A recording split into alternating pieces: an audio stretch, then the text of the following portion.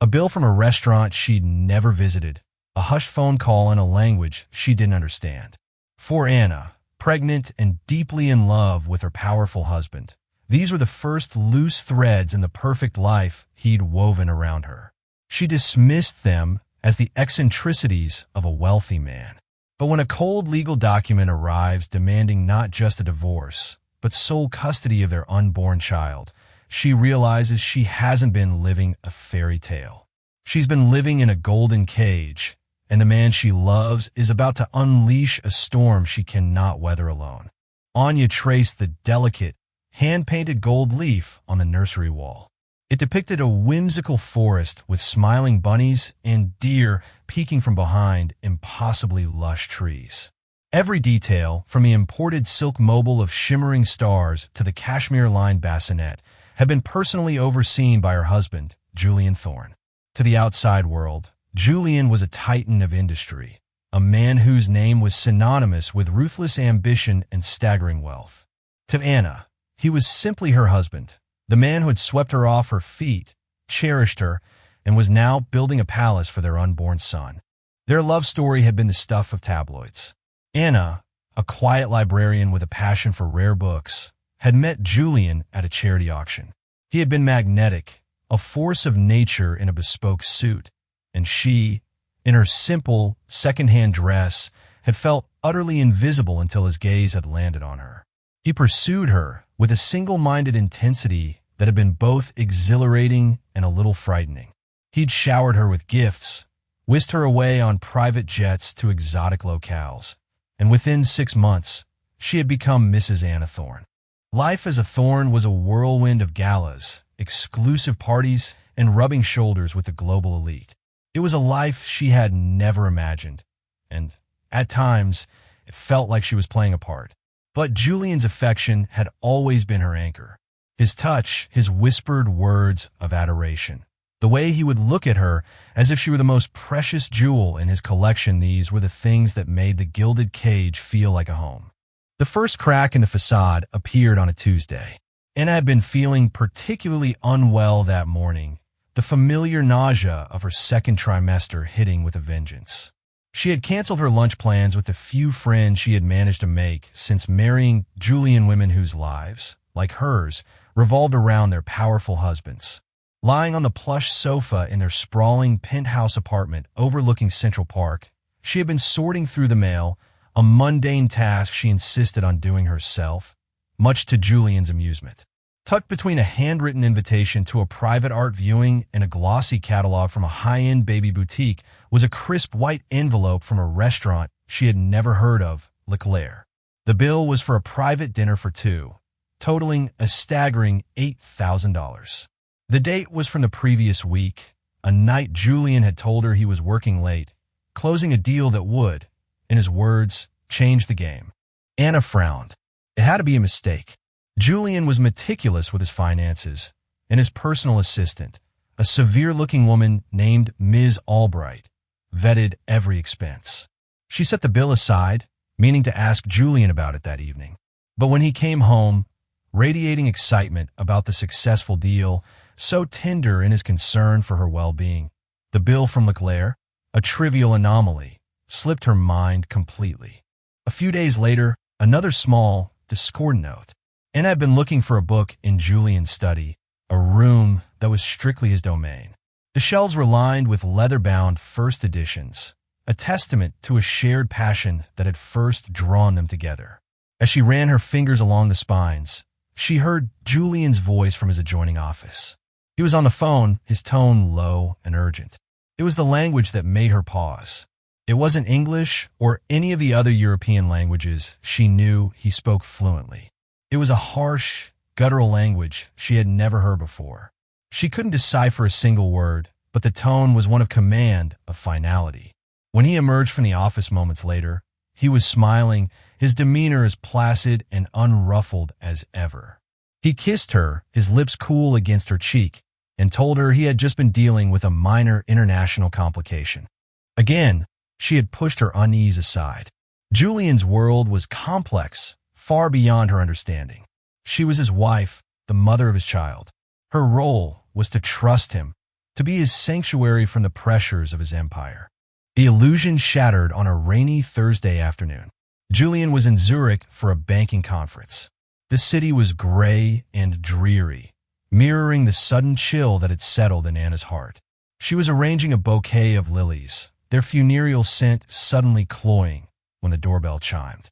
It was a courier holding a sleek black portfolio. She signed for it, her hand trembling slightly, a nameless dread coiling in her stomach. Inside, nestled in thick, watermarked paper, was not a love letter from her husband, but a legal document. The words swam before her eyes, cold and sharp as shards of glass. Petition for dissolution of marriage. And then, the clause that stopped her breath, that made the world tilt on its axis. The petitioner, Julian Thorne, seeks sole and exclusive legal and physical custody of the party's unborn child. The document went on to list a series of clinical, brutal allegations. It painted Anna as an unstable, emotionally fragile woman unfit for motherhood. It cited her modest and frankly impoverished background as a reason she would be unable to provide the necessary environment of affluence and influence for a Thorne heir. It even twisted her love for old books into a reclusive and antisocial obsession. Each word was a carefully crafted dagger designed to dismantle her, to sever her not just from her husband, but from her own identity. Anna sank to the floor, the lilies scattering around her like fallen soldiers. The nursery, once a symbol of love and hope, now felt like a mausoleum for a future that had been stolen from her. The smiling bunnies on the wall seemed to mock her, their painted eyes cold and unforgiving.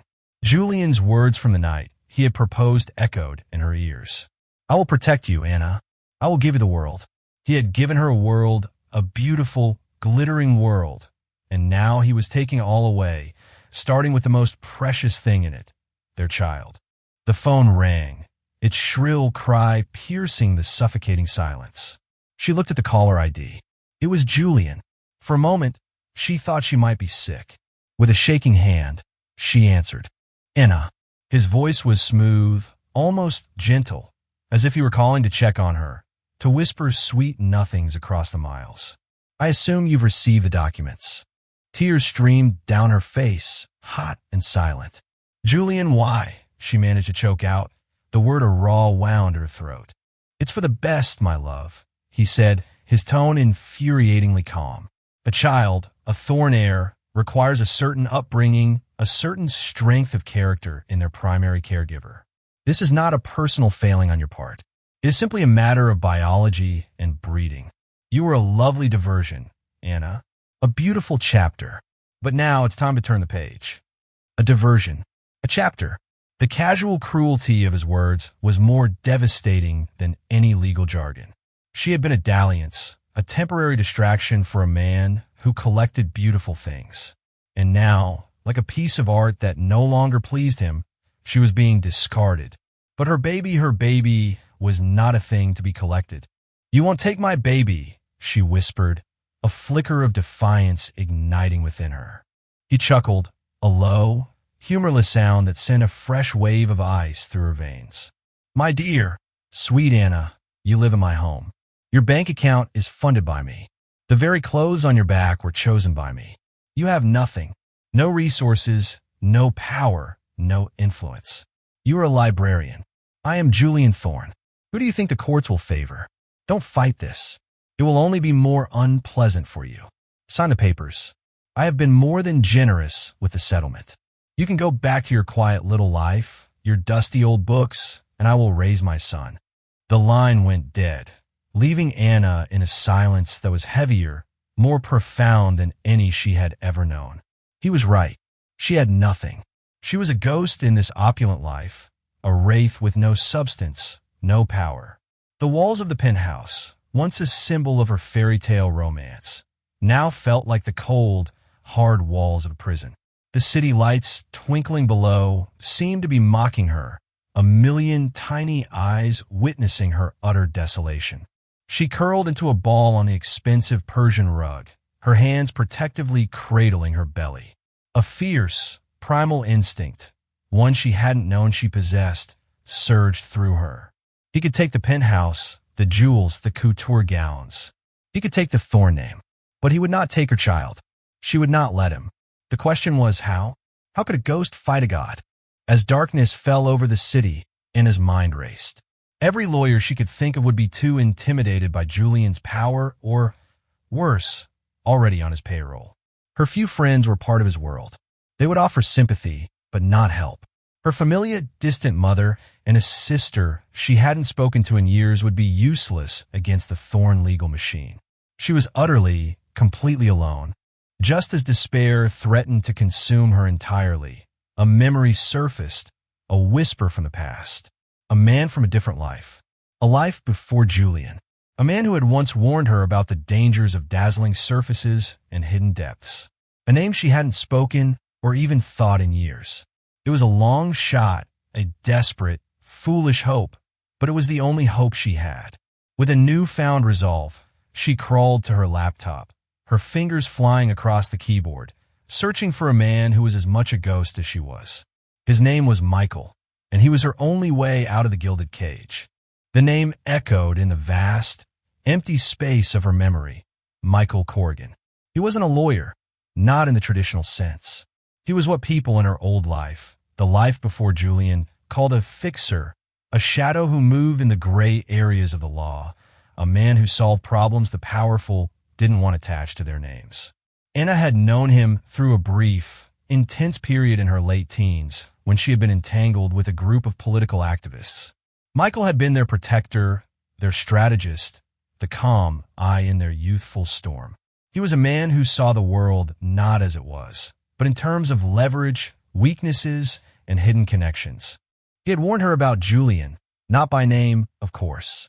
She hadn't even met Julian then, but she had been starry-eyed about a wealthy benefactor who had taken an interest in their cause, and Michael had pulled her aside one evening, his gaze steady and serious. "Be careful of men who offer you the world, Anna," he had said, his voice a low rumble. "They usually expect to own it, and you along with it. Their generosity is just a down payment on your soul." She had dismissed his words as cynical, the ramblings of a man who lived in the shadows. Now, his words returned to her with the force of prophecy. Finding Michael Corrigan wasn't easy. He had no social media presence, no listed office, no digital footprint to speak of. He was a ghost, just as she had remembered. Desperate, Anna trolled through old, encrypted email accounts from her activist days, her heart pounding with a mixture of fear and a fragile, burgeoning hope. Finally, in a long-forgotten chain of correspondence about a protest that had been quashed before it even began, she found it. Not a name, but a code name, cash-in, and attached to it, a string of alphanumeric code that she vaguely remembered was for a secure messaging app. Her hand shook as she downloaded the app, her mind a whirlwind of doubt. Would he even remember her? It had been over a decade, and even if he did, why would he help her? She was no longer a passionate young activist fighting for a cause. She was the wife of a billionaire, a woman who had willingly stepped into the very world he had warned her against. She typed the message, her words feeling clumsy and inadequate. "Cashin, this is Anna. Anna Petrova. I'm in trouble. The kind of trouble you warned me about." She hesitated, then added, "He's taking my baby." She hit send. The single word, "delivered," appeared beneath her message, a stark confirmation in the sterile interface of the app. The silence that followed was agonizing. Hours bled into one another. She didn't eat, didn't sleep. She just sat there, staring at the screen, her phone clutched in her hand like a holy relic. The penthouse, once a symbol of her elevated status, now felt like a high-tech prison. She knew Julian would have eyes and ears everywhere. The staff, the security systems, even the device in her hand were all likely reporting back to him. The reply came just as the first gray light of dawn began to seep into the city. A single word. Where? Relief, so potent it almost made her weep, washed over her. She sent him the address of a small, independent coffee shop in the West Village, a place she doubted Julian's polished friends had ever set foot in. She chose a time in the mid-afternoon when she was supposed to be at a prenatal yoga class, an appointment she knew Ms. Albright would have logged in Julian's calendar. Getting out of the penthouse felt like a prison break. She dressed in the simplest clothes. She only needed a pair of maternity jeans and a plain gray sweater, foregoing the designer labels that Julian insisted she wear. She told the doorman she was going for a walk, a simple act that now felt like an act of rebellion. As she stepped into a yellow cab, she half expected a sleek black car to pull up alongside, for Julian's security men to emerge and drag her back inside. But no one stopped her. The city, for the first time in a long time, felt anonymous, a place where she could disappear, if only for an hour. The coffee shop was a world away from the gleaming, minimalist cafes of her new life. It smelled of roasting beans and old paperbacks, the walls lined with mismatched art and posters for local bands. She found a secluded booth in the back, her back to the wall, and ordered a chamomile tea, her hands cupped around the warm mug for comfort. He arrived exactly on time. He hadn't changed much. Michael Corrigan was still lean and wiry, with the restless energy of a man who was always 3 steps ahead. His hair was a little shorter, a few more lines etched around his eyes, but they were the same eyes she remembered, sharp, intelligent, and missing nothing. He moved with a quiet, unobtrusive grace, slipping into the booth opposite her without drawing a single glance. "Anna," he said, his voice the same low, steady rumble. He didn't offer a smile, just a nod of acknowledgement. "Michael," she breathed, the name feeling foreign on her tongue after so long. "Thank you for coming. You said it was the kind of trouble I warned you about," he said, his gaze unwavering. "Men who offer the world." He didn't need to say Julian's name. They both knew who they were talking about. Tears pricked at her eyes, and she fought to keep them at bay. She would not be weak. Not in front of him. "He served me with divorce papers. He wants sole custody of her baby. He says I'm unfit. He's Julian Thorne." She said his name like a curse, the weight of it hanging in the air between them. Michael's expression didn't flicker. He simply listened, his fingers steepled in front of him. She told him everything. The gilded cage, the isolation, the strange bill from Leclerc, the hush phone call. She told him about the legal document, the cruel, calculated words designed to break her. She told him about the phone call, Julian's cold, dismissive tone as he had called her a diversion. When she was finished, the silence in the booth was thick with unspoken words. Michael took a slow sip of the black coffee he had acquired at some point without her noticing. "Julian Thorne," he said, testing the name. "He's built an empire on a foundation of broken contracts and ruined lives. But he's always been careful.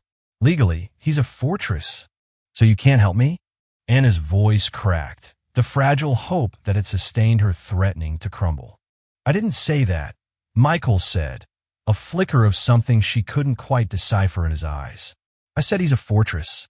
But every fortress has a weakness, a hidden door, a crack in the stone. You just have to know where to look."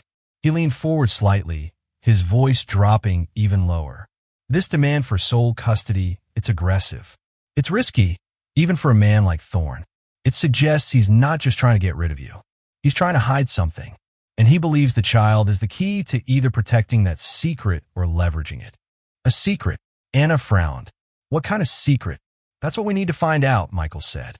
"The bill from Leclerc, the phone call in a language you didn't recognize, these are the loose threads. We pull on them, and we see what unravels." He gave her a small, encrypted device, no bigger than a credit card. "A burner phone. Contact me only through this. Your penthouse is a fishbowl. Assume everything you say and do in there is being monitored. For now, you play the part. The heartbroken, defeated wife. Let him think he's won. Let him get comfortable. Arrogance is the rich man's Achilles heel. And Julian Thorne is the most arrogant man I've ever had the displeasure of researching." For the first time in days, Anna felt a genuine spark of hope. It was a dangerous, terrifying hope, but it was hers. Michael Corrigan was her secret protector, the ghost from her past who had stepped back into the light to fight the monster in her present. "What do I do now?" she asked, her voice stronger than it had been in days. "You go back to your cage," Michael said, his eyes meeting hers. "But this time, you're not a prisoner. You're a spy. I need you to find out more about that dinner at Leclerc. Who was he with? What was the real purpose of the meeting? And that phone call? Can you describe the language? Any words you might have caught? Anna's mind raced back to the brief, overheard conversation. It was harsh, she said, with a lot of sounds, almost guttural. I didn't recognize any of it. Michael nodded slowly. Okay, that's a start. I have a few contacts who specialize in linguistics. I'll see what I can find. He stood to leave, a shadow melting back into the anonymous bustle of the city. Be careful, Anna. The cage is more dangerous now that you know you're in it. As Anna walked back to the gilded prison of her penthouse, the city seemed different. The towering skyscrapers no longer felt oppressive, but like challenges to be overcome. The people rushing past her were not just a faceless crowd, but a network of stories, of secrets, of potential allies and enemies. She had a protector, a plan, a purpose. The fight for her child had begun, and Julian Thorne was about to discover that the quiet librarian he had so carelessly dismissed had Tethan, a ghost at her back. The game had changed, and Anna Petrova, the spy in the Thorne Empire, was ready to play. Returning to the penthouse was like stepping onto a stage. The air, once thick with despair, now crackled with a secret energy. Anna played her part to perfection. She was the picture of a woman broken. Her eyes were red-rimmed and puffy, a feat achieved with the help of a little-known trick involving a peeled onion, a memory from a dramatic childhood play. She moved through the opulent rooms like a ghost, her shoulders slumped, her gaze fixed on the floor. She spoke to the staff in hushed, mournful tones, politely refusing the food they offered. Ms. Albright, Julian's ever-present assistant, watched her with a hawk-like intensity. Anna could feel the woman's cold, calculating eyes on her, reporting every sigh, every tear back to her master in Zurich. Anya knew she was under constant surveillance. She imagined tiny cameras hidden in the ornate cornices, listening devices nestled among the fresh flowers that were delivered daily. The thought, which once would have terrified her, now fueled her resolve. She was a performer in the most important role of her life. Her first mission was Leclerc.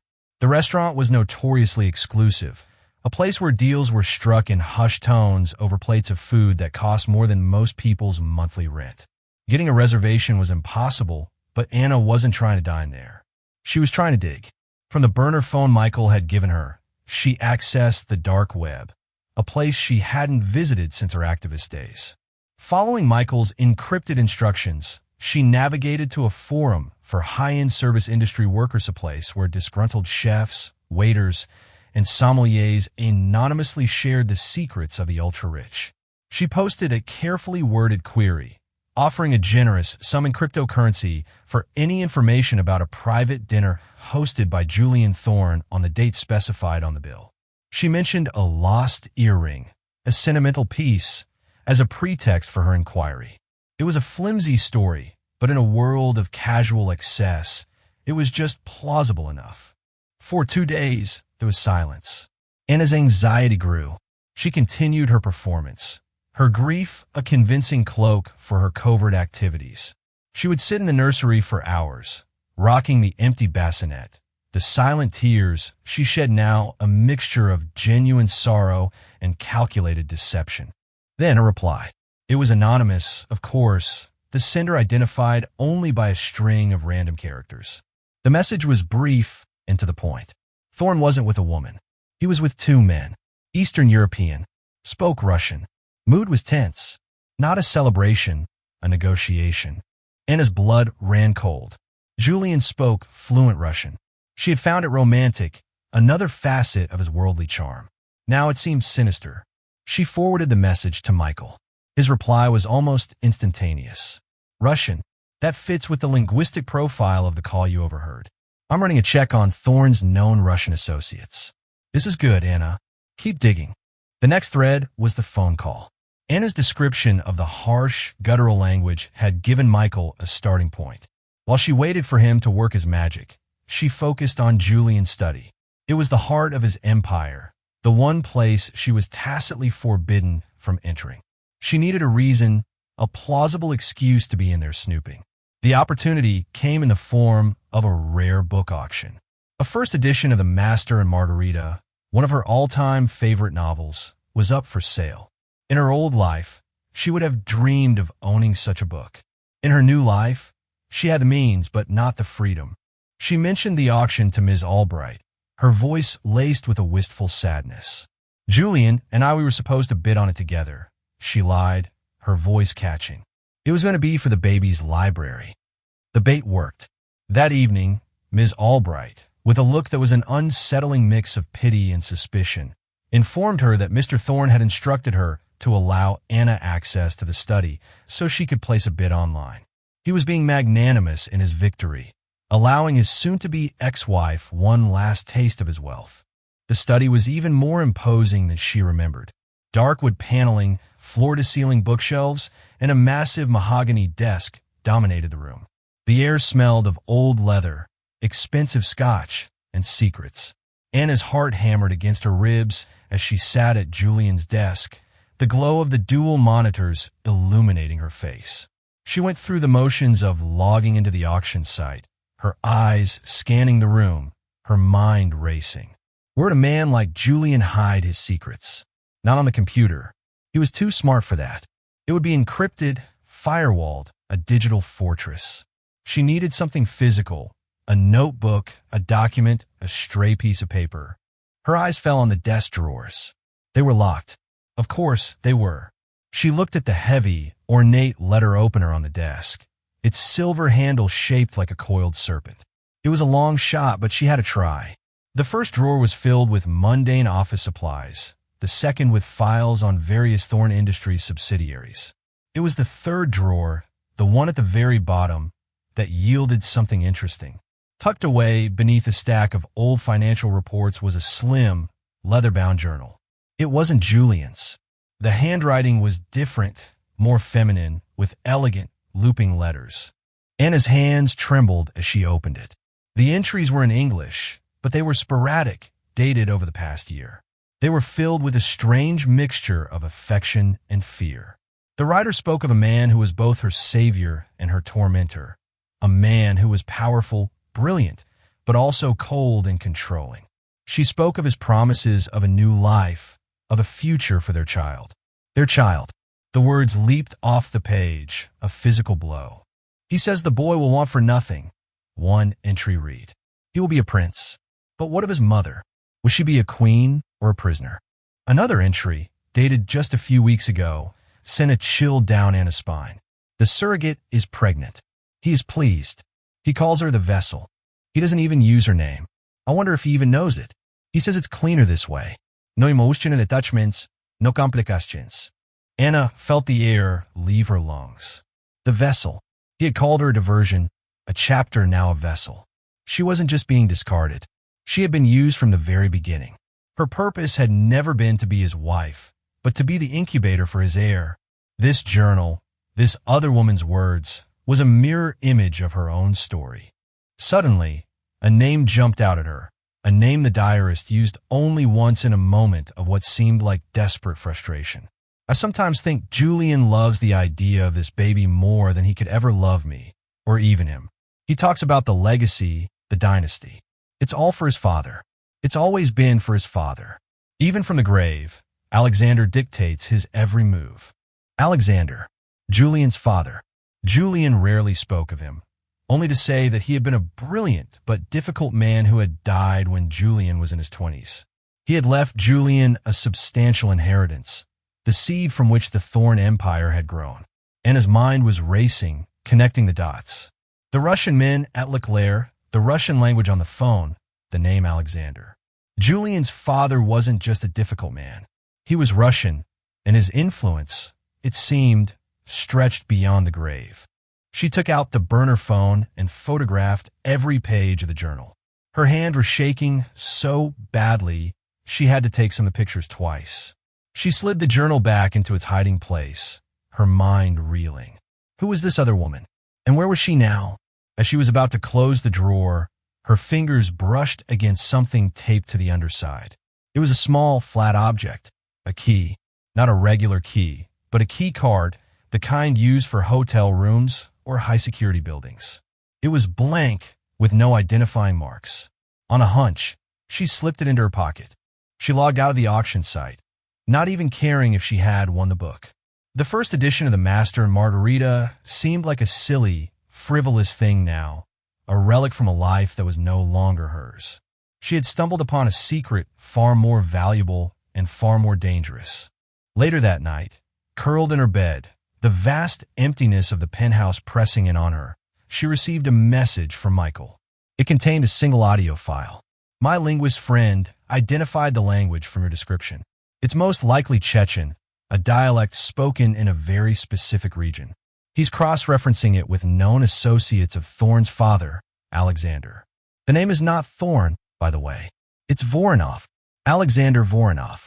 He was a low-level KGB apparatchik who fled to the U.S. in the late 80s with a suspicious amount of personal savings. He reinvented himself as a consultant, but my sources say he never really left the old world behind. He was connected. Dangerous. Voronov. The name felt like a stone dropping into the placid pool of her understanding, the ripples spreading out, distorting everything she thought she knew. Julian Thorne, the all-American tycoon, was the son of a Russian spy, and he was doing business with Chechens. Anna looked at the blank key card she had stolen from his desk. A sudden, terrifying thought occurred to her. She remembered another detail from the bill from Leclerc. It wasn't just for dinner. There was a second, even larger charge listed as accommodations, a suite at the hotel connected to the restaurant. She sent a message to Michael, her fingers flying across the tiny screen. The journal. He wasn't having an affair. He has another woman. A second woman he's promised the same thing. And I think I know where he keeps her. The reply was stark. Don't do anything foolish, Anna. This is bigger than a custody battle. These are not people you want to cross. But Anna knew she had to. This other woman, this prisoner in another gilded cage, was not her enemy. She was her ally. She was the key, and Anna had to find her. The thought of Julian, of his cold, calculated cruelty, not just to her, but to this other unknown woman, had extinguished the last vestiges of her fear. All that was left was a cold, hard rage. He had called her a vessel. He was about to find out what happens when the vessel decides to smash itself and take the whole damn ship down with it. The key card burned a hole in Anna's pocket, a constant, tangible reminder of the dangerous path she was about to walk. Michael's warning echoed in her head, but it was drowned out by the words from the journal. Will she be a queen or a prisoner? Anna knew she couldn't leave another woman to suffer the same fate Julian had planned for her. She had to know who she was. Julian was due back from Zurich the next day. The window of opportunity was closing, and fast. She had to act now. Using the burner phone, she researched Leclerc and the adjoining hotel, the Valerius. It was the pinnacle of old-world luxury and modern security, a place where the powerful could conduct their affairs with absolute discretion. Walking in the front door was out of the question. Her only chance was to create a diver's Iona big one, something that would draw the attention of the hotel staff and, more importantly, Ms. Albright, who monitored Anna's every move. Her mind, once filled with literary plots, was now a whirring machine of strategy and deception. She thought of the grand, theatrical gestures Julian so loved, the public displays of affection that had once made her swoon and now turned her stomach. She would use his own tactics against him. She made 2 calls. The first was to one of the city's most exclusive floral designers. Feigning a fragile emotional state, she told them she wanted to surprise Julian to show him she wasn't going to fight the divorce, that she accepted his decision. She ordered an obscene number of Flowers' rare black Baccarat roses and white orchid stowe be delivered to the penthouse. Fill the entire foyer, she instructed, her voice trembling convincingly. A grand gesture of goodbye. The second call was to a high-end catering company. She ordered an elaborate dinner for 2 to be delivered that evening. A final meal, she whispered into the phone, in the home we shared. As she had predicted, Ms. Albright took the bait. The assistant, likely believing Anna was spiraling into a dramatic, expensive breakdown, will be preoccupied with managing the floral chaos and the arrival of a 5-course meal. The sheer, over-the-top nature of the gesture was perfectly in keeping with the persona of the spurned, emotionally volatile wife Julian was trying to create. That afternoon, as the florists began to arrive, turning the vast marble foyer into a veritable jungle, Anna made her move. Dressed in a simple black dress, her hair pulled back, she slipped out through a service entrance she had bribed a disgruntled cleaning lady to leave open. The city swallowed her whole. The Valerius Hotel loomed over her, a bastion of quiet, intimidating wealth. She walked past the main entrance, her heart a frantic drum against her ribs, and around to a discreet side door marked residences. This was a private entrance for the hotel's permanent residents, a feature she had discovered during her research. It was her best bet for avoiding the scrutiny of the main lobby. She held her breath and swiped the blank key card. A small green light blinked, and the lock clicked open. A wave of dizziness washed over her. She was in. The elevator was silent, paneled in dark, polished wood. There were no floor buttons, only a slot for a key card. She inserted hers, and the elevator began to ascend, stopping silently at the penthouse level. There was only one suite on this floor, Julian's secret nest. The hallway was hushed, carpeted in a thick, plush gray that absorbed all sound. She stood before the heavy oak door of the suite, her hand hovering over the lock. This was it, the point of no return. Taking a deep, steadying breath, she swiped the card again. She was not pregnant. A wave of confusion washed over Anna. The journal. It had spoken of a child. "Who are you?" the woman asked, her voice laced with a faint, melodic accent Anna couldn't quite place. It wasn't Russian. She took a step back, her hand instinctively going to her stomach. It was then that Anna saw it, a slight, almost imperceptible curve beneath the silk of her robe. She was pregnant, perhaps only a few months along, not as far as Anna, but undeniably pregnant. "My name is Anna," she said softly, holding up her hands in a gesture of peace. I'm Julian's wife." The woman's face paled, her carefully composed expression crumbling. "His wife?" she whispered, the words barely audible. "He told me he said he was divorced." "He lied," Anna said, her voice filled with a quiet intensity. "He's lied to both of us." The woman sank onto the sofa, her hand still resting on her belly. Her name was Katerina.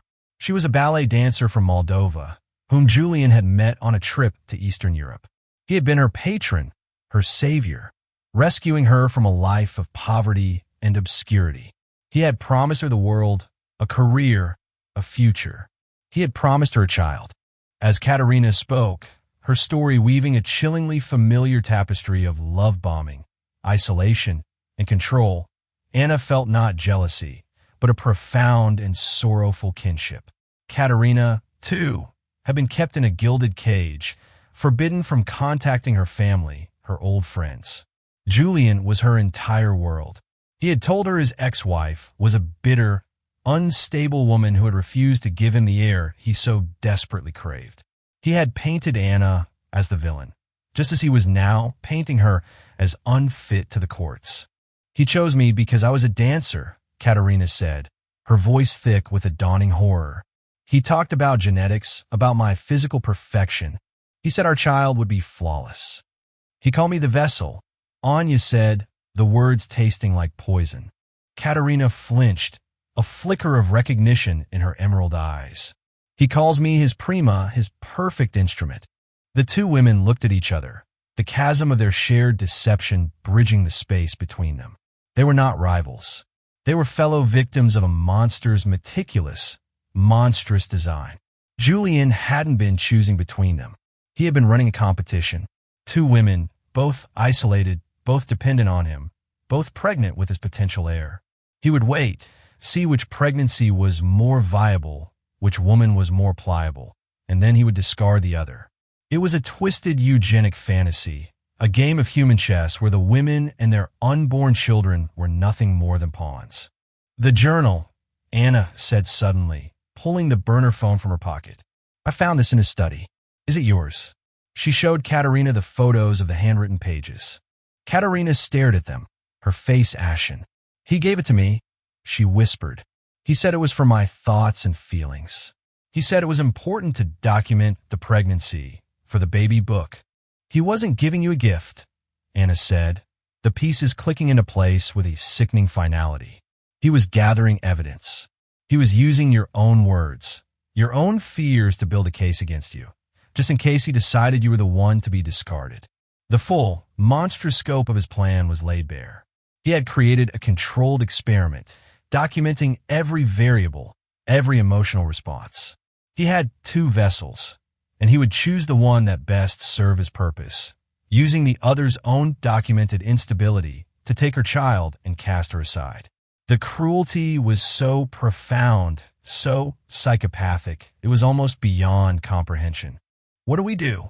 Katerina asked, her voice trembling. She looked at Anna, her eyes pleading.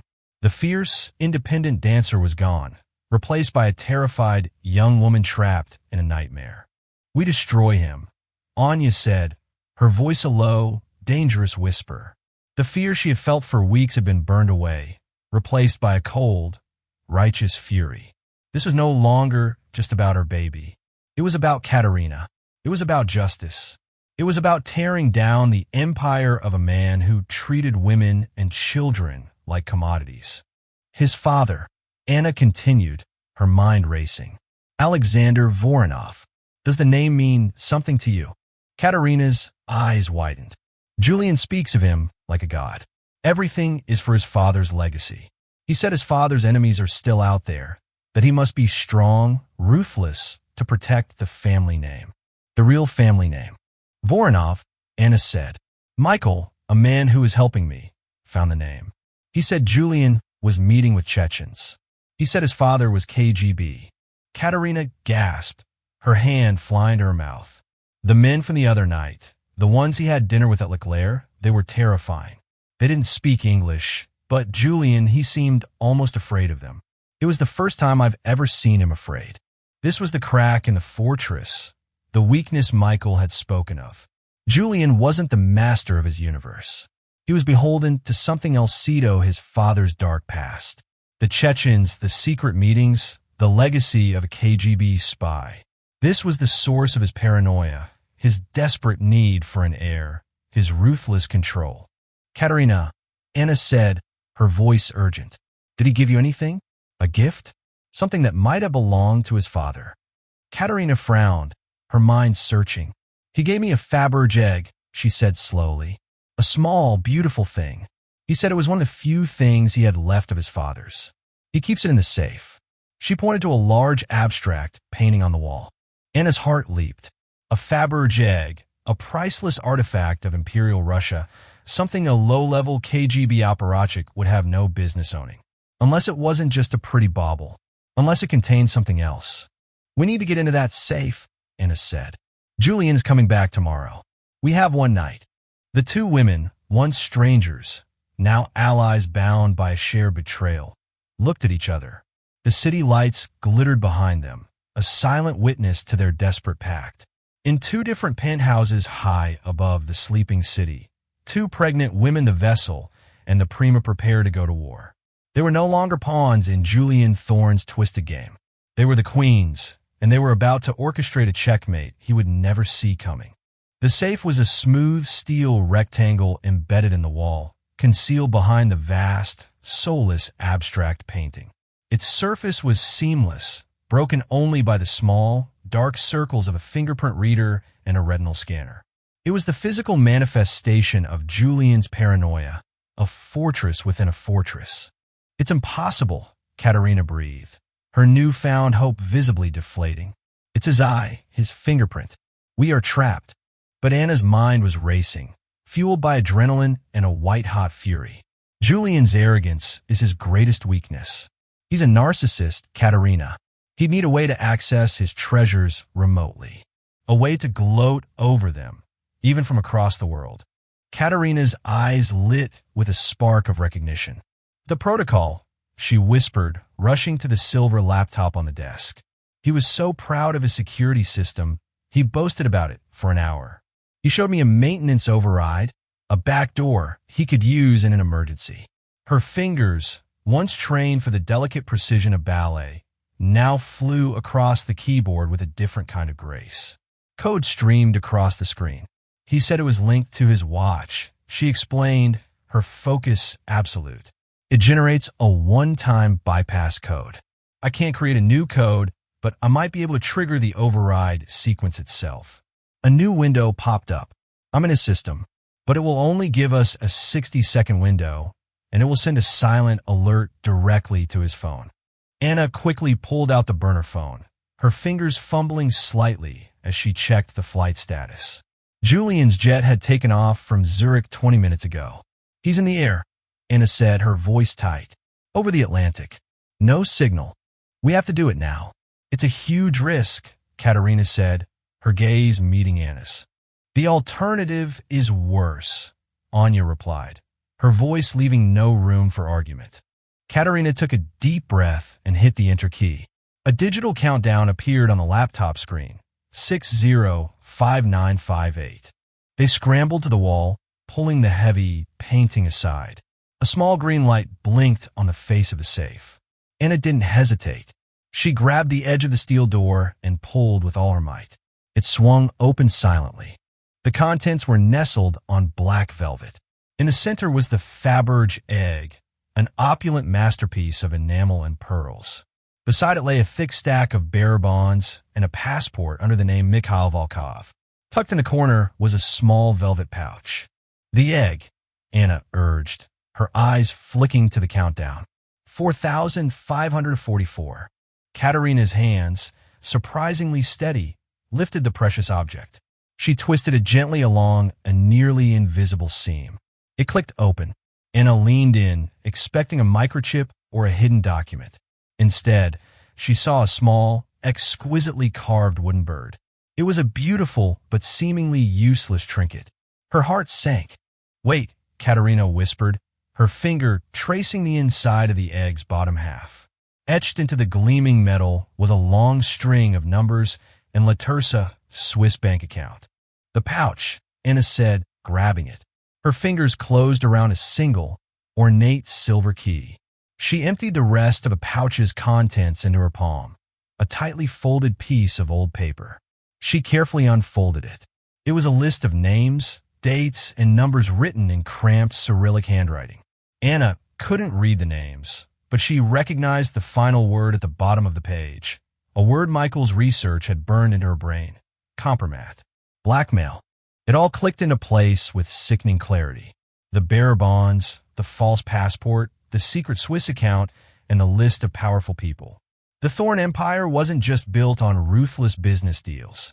It was a continuation of his father's KGB legacy. Julian was a puppet master, using inherited secrets to manipulate and control his way to the top. Anna's hand shook as she used the burner phone to photograph the list, the account number, and the key. She sent the images to Michael. The countdown on the laptop beeped insistently. 1098. They slammed the safe door shut just as the green light turned red, locking with a definitive thud. They had it. They had the weapon that could destroy him. Michael's reply came instantly. "Checkmate. Stay put. Don't leave the hotel. I'm on my way." But Anna knew they couldn't wait. In a few hours, Julian would land. He would see the alert from the override. He would know his sanctuary had been breached. His rage would be biblical, and its first target would be Katerina. "We have to go," Anna said, her voice firm with a terrifying new authority. "We have to disappear. Now." "Where?" Katerina cried, her face pale with fear. "He will find us. He has eyes everywhere. He'll be looking for 2 pregnant women," Anna said, a desperate, audacious plan blooming in her mind. She looked at Katerina's fiery hair and striking beauty, then at her own unremarkable reflection in the dark laptop screen. "He won't be looking for one. You have to become me." The plan was insane. Katerina would take Anna's passport, her credit cards, and flee, leaving a clear trail for Julian to follow. It would be the ultimate misdirection. Meanwhile, Anna would become a ghost. She would check into a different room at the Valerius under a false name, hiding in plain sight, waiting for Michael to make his move. The 2 women locked eyes. The fear was still there, but beneath it was a bedrock of shared resolve. They were no longer the vessel and the prima, the pawns in Julian Thorne's sick game. They were the queens, and they were about to bring the entire board crashing down. In the end, It wasn't a courtroom that brought Julian Thorne down. It was two women he had underestimated and the ghosts from a past he never knew existed. Michael Corrigan, using the information Anna and Katerina had risked everything to obtain, orchestrated a silent, devastating takedown. The Swiss bank account was frozen. The compromat was leaked to a consortium of international journalists.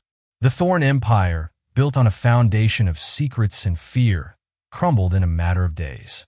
Julian was last seen boarding a private jet to a country with no extradition treaty, his name a permanent stain on the pages of the financial world. Katerina, with a new identity and a substantial portion of Julian's legitimate assets, fulfilled her dream of opening a dance academy in Moldova for underprivileged girls, ensuring they would never have to depend on a savior. And Anna? She found her peace far from the gilded cages of New York. She gave birth to a healthy baby boy, whom she named Michael, in a quiet coastal town where the air smelled of sea salt and old books. Her home was no longer a penthouse, but a cozy cottage overflowing with stories. She had traded a golden cage for a world of her own making, proving that true wealth isn't measured in billions, but in the courage to reclaim one's own story. What did you think of Anna's incredible journey from prisoner to protector? Her story is a powerful reminder that even in the darkest of situations, there is always hope, and that the most formidable power lies in the bonds we form with others. If you're moved by her fight for freedom and justice, please hit that like button. Share this video with someone who needs a story of resilience and strength. And don't forget to subscribe for more tales of drama, intrigue, and the unyielding power of the human spirit. Your support helps us bring these stories to life. Let us know in the comments what you would have done in Anna's position.